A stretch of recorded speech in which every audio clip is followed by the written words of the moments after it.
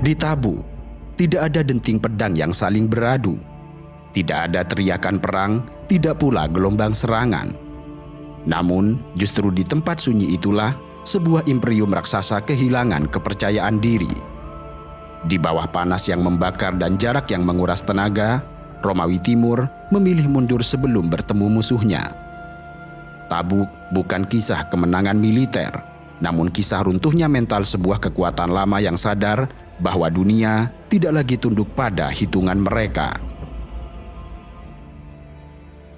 Ketika Rasulullah diutus, dunia sedang berada dalam kondisi letih.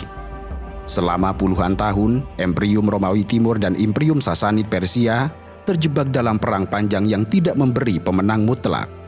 Yang ada hanyalah kehancuran berlapis. Kota-kota di Syam, Mesopotamia, Armenia, dan Anatolia berkali-kali berpindah tangan. Jalur dagang menjadi terganggu, pajak dinaikkan, dan rakyat selalu menjadi bahan bakar dan tumbal perang. Persia di bawah Kisra sempat menembus jauh ke wilayah Romawi Timur atau Bizantium.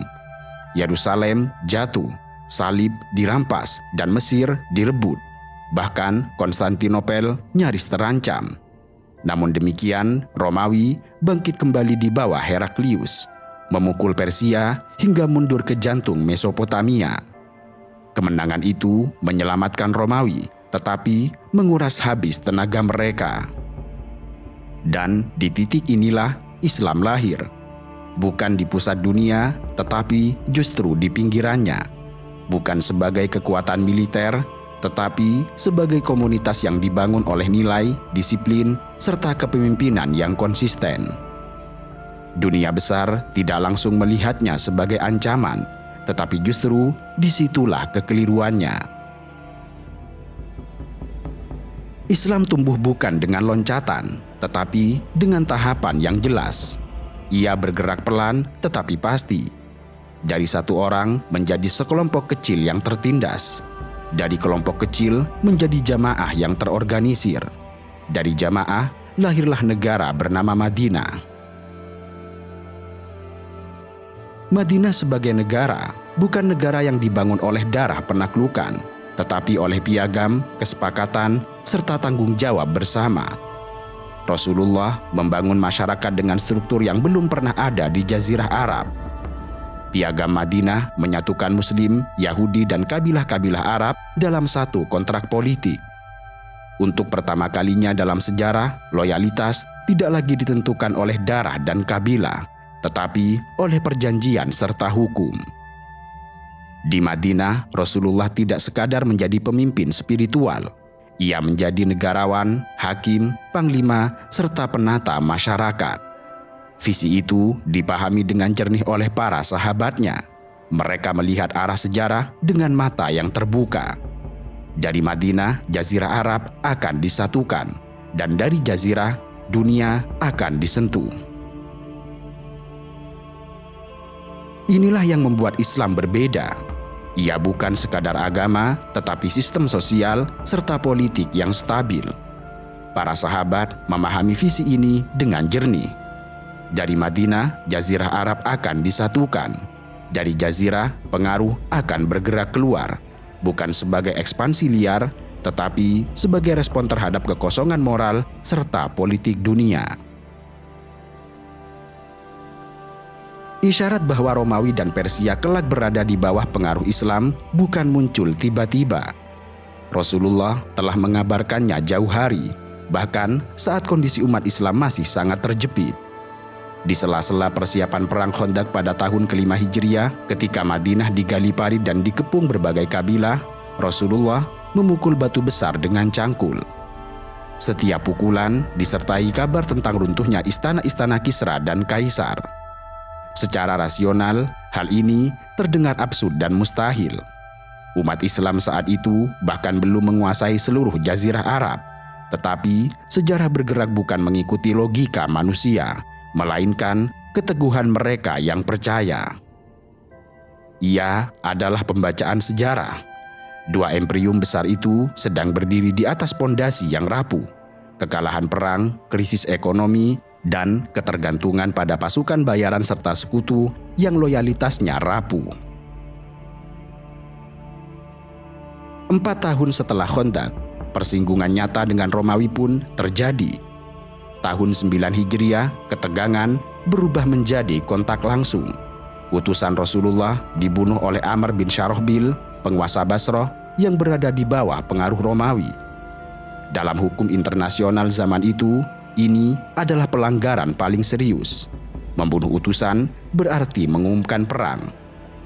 Dalam situasi itu, Rasulullah tidak mundur. Beliau mengirim 3.000 pasukan menuju Mu'tah, wilayah yang jauh dari Madinah. Mereka bukan pasukan bayaran, bukan tentara profesional imperium, melainkan umat yang dibentuk oleh iman. Mereka tahu bahwa lawan yang akan dihadapi bukan sekedar kabilah lokal. Mereka berhadapan dengan kekuatan Romawi serta sekutu Arab Kristennya. Dan di Mu'tah, realitas pahit tersingkap, di mana pasukan Romawi dan sekutunya berjumlah sekitar 200.000 orang. Kesenjangan ini bukan sekadar angka, tetapi jurang psikologis. Namun demikian, perang tetap terjadi dan menjadi ujian mental. 3 komandan yang ditunjuk Rasulullah gugur secara berurutan. Zaid bin Harithah jatuh, Ja'far bin Abi Thalib gugur dengan tubuh penuh luka. Abdullah bin Rawahah menyusul. Namun demikian, pasukan Islam tidak runtuh.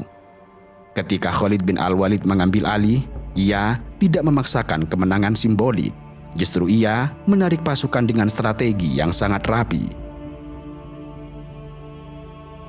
Umat Islam mundur dengan terhormat, namun dampaknya justru sangat besar. Romawi melihat sesuatu yang tidak mereka pahami, bahwa ternyata ada pasukan kecil yang tidak runtuh meski kehilangan pemimpin bertubi-tubi. Bagi Islam, secara militer ini bukan kemenangan mutlak, namun secara psikologis peristiwa Mu'tah mengguncang pihak Romawi. Mereka menyadari satu hal, bahwa umat Islam tidak bisa dihancurkan hanya dengan keunggulan jumlah. Mu'tah meninggalkan luka mental di pihak Romawi. Mereka menang secara angka, tetapi kalah dalam efek psikologis. Karena itu, Bizantium mulai menggerakkan sekutu-sekutu Arab Kristen di Syam. Suku Lahem, Judham, Ghassan, dan lainnya dikumpulkan. Perkemahan perang didirikan di Balqa. Di belakang mereka, pasukan inti Bizantium bersiap di Homs. Jumlahnya diperkirakan mencapai 40.000 orang. Strategi mereka cukup jelas, yaitu menyerang Madinah sebelum Islam semakin menguat. Kabilah Arab Kristen dijadikan buffer agar Romawi tidak perlu bertempur langsung di tahap awal. Kabar ini segera sampai ke Rasulullah. Rasulullah membaca situasi dengan jernih. Jika Madinah diserang, maka dampaknya bukan sekadar militer, tetapi juga psikologis. Maka keputusan pun diambil, yaitu mendatangi ancaman itu secara langsung. Beliau mengumumkan tujuan perang secara terbuka, yaitu Tabuk, sebuah perbatasan di Syam. Tidak ada lagi strategi sembunyi-sembunyi. Ini adalah pesan politik sekaligus psikologis, bahwa umat Islam tidak lagi berperang defensif. Waktu keberangkatan sangat tidak ideal. Musim panas, panen kurma dengan jarak tempuh sekitar 530 km. Saat itu, logistik minim, namun justru di titik inilah kualitas umat sedang diuji. Rasulullah mengajak para sahabat kaya untuk berinfak. Utsman bin Affan datang dengan 10.000 dinar, 300 unta, serta 50 kuda. Sedangkan Abu Bakar menyerahkan seluruh harta bendanya, dan Umar membawa separuh miliknya. Sebaliknya, orang-orang munafik mulai mencari alasan. Panas dijadikan dalih, jarak dijadikan ketakutan. Mereka yang tidak ikut bahkan membangun masjid Diror, bukan untuk beribadah, melainkan untuk memecah persatuan dan mencari legitimasi moral. Rasulullah SAW berangkat dengan 30.000 pasukan. Mereka bergantian menunggang unta. Haus, lapar, dan panas menjadi teman perjalanan. Dan inilah sebab perang ini disebut Jaisyul Usroh, pasukan dalam masa sulit. Tidak ada kemewahan, hanya keteguhan iman yang sangat kuat. Di Tabuk, sejarah berbelok. Pasukan Romawi tidak datang. Puluhan ribu tentara yang sebelumnya bersiap mundur sebelum berhadapan. Trauma Mu'tah, informasi tentang keteguhan umat Islam dan keberanian Rasulullah membawa pasukan besar ke perbatasan, semuanya menyatu menjadikan ketakutan dan menciptakan tekanan psikologis yang sangat besar. Selama sekitar 20 hari Rasulullah menunggu, namun tidak ada serangan atau duel. Yang ada adalah perjanjian damai. Wilayah Ailat, Jarba, Adruh, dan Makna memilih tunduk melalui kesepakatan. Yang ini berarti tanpa pedang, pengaruh Islam semakin meluas. Romawi kehilangan momentum. Tanpa perang, pengaruh Islam meluas hingga mendekati wilayah Romawi. Dan akhirnya Romawi tidak kalah di medan perang, tetapi kalah membaca arah sejarah. Sekembali dari Tabuk, Rasulullah SAW tidak langsung merayakan apapun. Justru ada pembersihan internal. Masjid Diror dibongkar. Ini bukan sekedar soal bangunan, tetapi soal niat politik.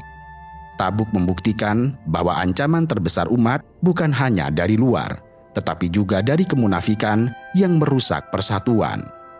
Dan Islam tidak memberi ruang bagi kepura-puraan yang menggerogoti dari dalam. Tabuk menutup satu fase dan membuka fase lain. Setelah wafatnya Rasulullah SAW, sejarah bergerak cepat. Apa yang dulu terdengar mustahil akhirnya menjadi kenyataan.